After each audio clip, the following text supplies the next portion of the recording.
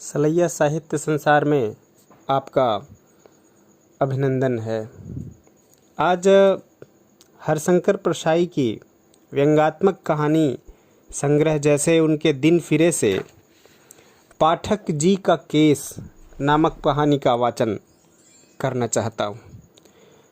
इस कहानी के माध्यम से परसाई जी ने यह रेखांकित करने का प्रयास किया है कि समाज में व्याप्त कुरीतियाँ किस प्रकार से किस कदर समाज को प्रभावित करती हैं, जीवन को कैसे प्रभावित करती हैं। उन्होंने एक ऐसा तमाचा व्यवस्था पर और तंत्र पर मारा है कि कहानी पढ़ने के बाद अंतर मन आह्लादित हो उठता है। पाठक जी का केस। भगवान को भारत से हर वर्ष एक निश्चित मात्रा में पूजा मिलती है। 3/4 पूजा स्तुति उन सरकारी नौकरों की तरफ से मिलती है जो सस्पेंड हो जाते हैं, जिनकी तरक्की रोक ली जाती है या जिन पर घूस आदि के मामले चलते हैं। इस तरह भगवान की सत्ता सरकारी नौकरों के कंडक्ट रूल्स और इंडियन पेनल कोड पर टिकी हुई है। दो सरकारों के सहयोग का इससे अच्छा उदाहरण नहीं मिल सकता। यदि भारत सरकार अपने कर्मचारियों के खिलाफ कार्रवाई न करे तो मध्यम वर्ग से भगवान का नाम उठ ही जाए। सन 1962 के आरंभ में एक दिन भगवान ने अपने सचिव से पूछा, पिछले साल मुझे कुल कितनी पूजा मिली?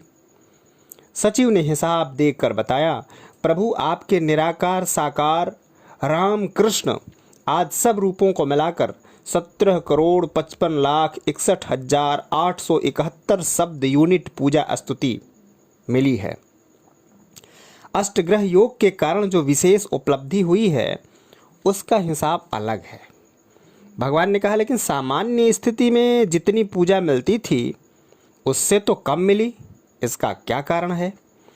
सचिव ने निवेदन किया, भगवान पिछले 6 महीनों से सरकार ने कर्मचारियों के खिलाफ कोई कार्रवाई नहीं की, क्योंकि आगे आम चुनाव होने वाले हैं।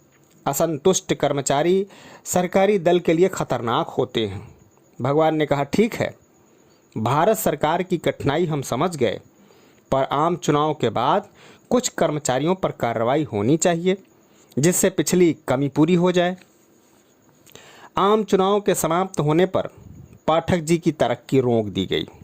पाठक जी समझ गए कि यह सब भगवान की चालबाजी है, वह पूजा चाहते हैं।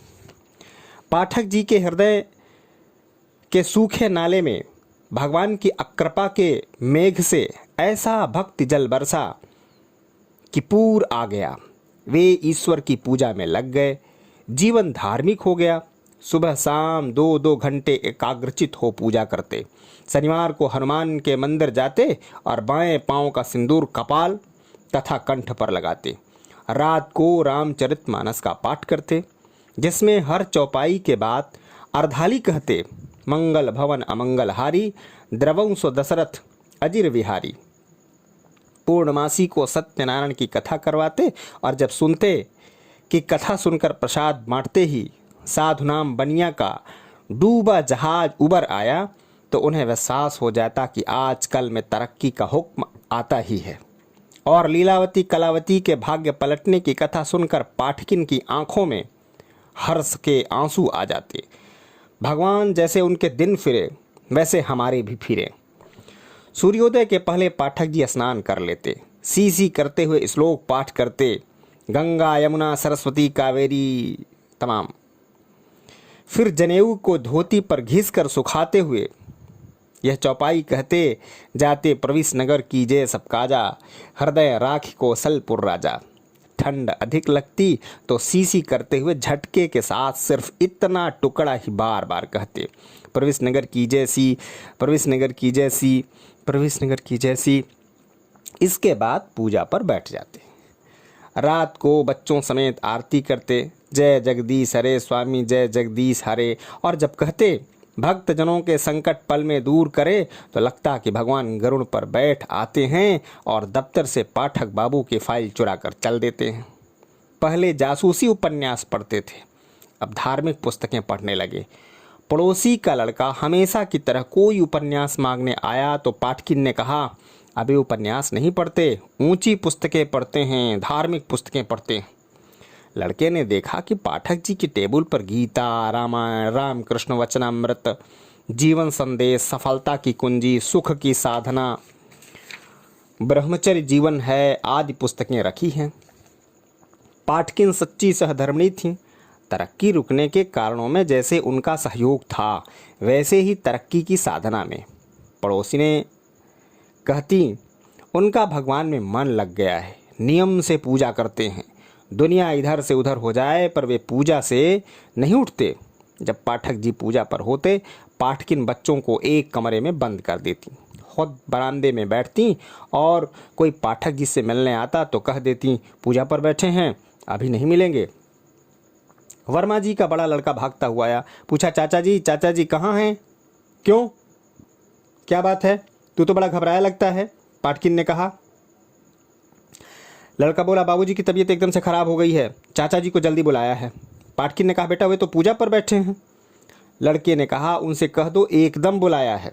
पाठकिन ने कहा, वे पूजा के बीच नहीं उठते, चाहे दुनिया इधर से उधर हो जाए, पूजा पूरी हो जाएगी तब आएंगे। वह चला गया। पाठकिन बटन टांकने लगी। पाठक साहब हैं? एक आदमी ने साइकिल से उतरते उतरते पूछा। पाठकिन ने ध्यान से उधर देखा, पहचान गई। बोली, क्या काम है? उसने कहा, कपड़े का बिल था, आज देने को बोले थे। पाठकिन ने कह दिया, फिर आना, अभी नहीं मिलेंगे। वह बोला, उन्होंने आज बुलाया था, कई महीने हो गए हैं। पाठकिन ने नाराज़गी से कहा, कह दिया फिर आना, वे पूजा कर रहे हैं, पूजा के बीच में नहीं उठते, चाहे दुनिया इधर से उधर हो जाए, समझे? फिर आना। पाठकिन ने दांत से धागा काटा और दूसरी बटन उठाई। अभी धागा अंगुलियों से ऐंठ रही थी कि चपरासी आ गया। भाई साहब हैं? हाँ, पूजा कर रहे हैं। क्यों? भोपाल राजधानी से सेक्रेटरी साहब आए, बड़े साहब बोले हैं कि पाठक साहब को मिलने के लिए बुला लाओ। पाठकिन सोच में पड़ी, फिर कहा, वह पर वे पूजा के बीच में कैसे उठेंगे? पूरी हो जाए तब भेज दूंगी। चपरासी ने कहा, साहब ने तो एकदम बुलाया है। पाठकिन ने कहा, भैया वे पूजा के बीच में नहीं उठते, चाहे दुनिया इधर की उधर हो जाए, कहना थोड़ी देर में आते। चपरासी ने साइकिल पर पाँव रख दिया। पाठक जी के कान में भनक पड़ गई थी, वे एकदम बाहर आए। पाठकिन ने आंखें फाड़ ली, अरे तुम तो पूजा से उठ आए। कौन आया था अभी? दफ्तर का चपरासी था। क्या कहता था? कहता था, भोपाल से सेक्रेटरी साहब आए हैं, सो बड़े साहब से मिलने को बुलाया है। मैंने कह दिया। क्या कह दिया? जैसे गोली छूटी हो। पाठकिन सहम गई। कह दिया कि अभी पूजा कर रहे हैं, बाद में आएंगे। पाठक जी क्रोध से लाल हो गए, चिल्लाए, ऐसा क्यों कह दिया? मुझसे पूछा क्यों नहीं? पाठकिन ने डरते डरते कहा, तुम तो पूजा कर रहे थे। पाठक जी ने फिर गोली छोड़ी, पूजा कर रहा था तो क्या हुआ? तुम्हारी अक्ल तो मारी गई है। लाओ कपड़े लाओ मेरे, जल्दी। पाठकिन ने कपड़े ला कर दिए। पाठक जी बड़बड़ाते हुए बगल के कमरे में चल दिए। पत्थर पड़े हैं अक्ल पर, सिर में भूसा भरा है बेवकूफ़ कहीं की। थोड़ी देर बाद झल्लाए, मेरे जूते लाओ। पाठकिन ने जूते का जोड़ा ला कर दिया। पाठकिन को विश्वास था कि उन्होंने ठीक किया है। साहस बटोर कर कहा, तुम्ही ने तो कह रखा था कि कोई भी आए मुझे पूजा से मत उठाना। बात सही थी, इसलिए पाठक को और क्रोध आ गया। चिल्लाए, फिर वही बात, कहा था, जाओ कहा था। पर क्या ये भी कहा था कि साहब का चपरासी आए तब भी उल्टी खोपड़ी है तुम्हारी? पाठकिन पाठक जी के गुस्से से बहुत डरती थी। औरतों में कहीं भी थी, उनका गुस्सा बहुत खराब है। वे बिल्कुल घबरा गईं, जवान लड़खड़ाने लगी। कैफियत देने का आखिरी कमज़ोर प्रयत्न किया। सुना, मैंने सोचा कि यह ठीक नहीं है कि भगवान की पूजा से। पाठक जी ने दांत पीस कर कहा, क्या भगवान लगा रखा है? केस भगवान के पास है कि सेक्रेटरी के पास? उन्होंने झुक कर जूते से बंद करके जोर से कस लिए और चल दिए। जय हिंद, वंदे मातरम।